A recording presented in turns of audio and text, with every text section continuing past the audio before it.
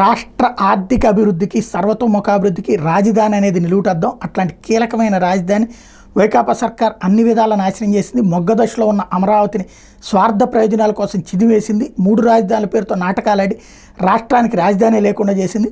Telugu Desam party హయాంలో ముమ్మరంగా సాగిన పనులకి 2019లో వైకాపా ప్రభుత్వం నిలిపేసింది. 5 ఏళ్ల పాటు రాజధాని పాడుపెట్టింది. ఈ పరిస్థితుల్లో అమరావతి రూపశిల్పి చంద్రబాబు నేతృత్వంలోని కూటమి ప్రభుత్వం రాష్ట్రంలో మళ్లీ కొలువు తీరింది. దీంతో రాజధాని సాకారం అవుతుందని రాష్ట్ర ప్రజలందరూ ఆశిస్తున్నారు. 5 ఏళ్ల చెరవిడిన అమరావతి రాబోయే 5 ఏళ్లలో ప్రజా రాజధానికి అందుబాటులోకి వస్తుందని ఆకాంక్షిస్తున్నారు. రాష్ట్ర ప్రభుత్వం కూడా వచ్చి రావడంతో ఈ దిశగా చర్యలు ప్రారంభించింది.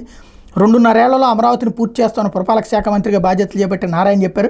ఎట్టి పరిస్థితుల్లో రాజధాని ప్రాజెక్టును పూర్తి చేయాలన్న పట్టుదలతో ఉన్న ప్రభుత్వం అందుకోసం మార్గసూచిని సిద్ధం చేసుకుంటోంది అన్నటువంటిది ఈనాడు రాసింది. చాలా అవసరం. ఇప్పుడు చేయకపోతే ఇంకెప్పటికీ చేయలేం. మెయిన్ ఫస్ట్ ఒక పక్కన రోడ్లు వేయడం, అది ఆల్రెడీ స్టార్ట్ చేశారు. Very good. మంచినీళ్ళు, 1 కోటి మంది జనాభా రాజధాని అంటే ఆషామాషి కాదు. 1 కోటి మంది జనాభా. సరే, అక్కడే 1 కోటి మంది పడతారంటే పట్టరు. కాబట్టి అక్కడికి వచ్చే లక్షలాది మంది అవసరాలను దృష్టిలో పెట్టుకుని డ్రైనేజ్ సిస్టమ్, వాటర్ సిస్టమ్ ఏర్పాటు చేయాలి. అది ఇంతకుముందు లేవు. జగన్ వచ్చాక అసలు చేయలే. ఇప్పుడు అవి పూర్తి చేయాలి.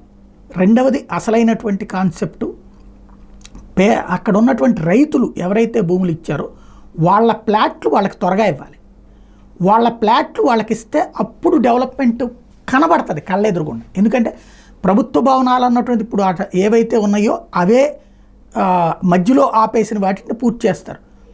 అప్పట్లో చెప్పినటువంటి 50 అంతస్తులు 60 అంతస్తులతో కూడినటువంటి ఆ టవర్లు కడతారా లేదా అన్నటువంటిది చెప్పాలి. అది త్వరలో చెప్తామంటున్నారు. కాబట్టి ఫైనల్ రిపోర్ట్ గురించి నారాయణ గారిది అందరూ వెయిట్ చేస్తున్నారు. ఆనాడు గ్రాఫిక్లో చూపించబడినటువంటిది మొత్తం అమల్లోకి తీసుకొస్తారా, లేకపోతే ఇప్పుడున్న వాటిని పూర్తి చేయడం వరకు చేస్తారా అన్నటువంటి.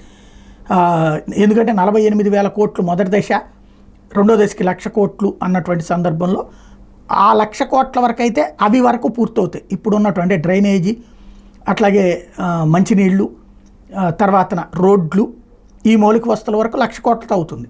అప్పట్లో చెప్పిన గ్రాఫిక్స్లో చూపించబడిన అవన్నీ కావాలంటే 4 లక్షల కోట్ల దాకా అవసరం అవుతుందని.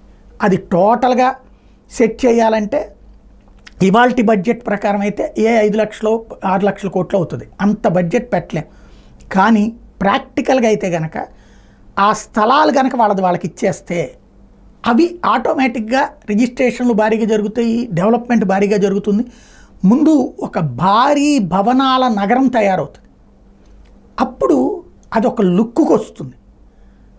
ఆ తర్వాత ఈ టవర్సు, ఈ వ్యవహారం అంతా కూడా ఇంకో పక్కన నడుపుకుంటూ వెళ్ళిపోవచ్చు, సైమల్టేనియస్గా నడుపుకుంటూ వెళ్ళిపోవచ్చు. అమరావతి అయితే ఇప్పుడే జరగాలి.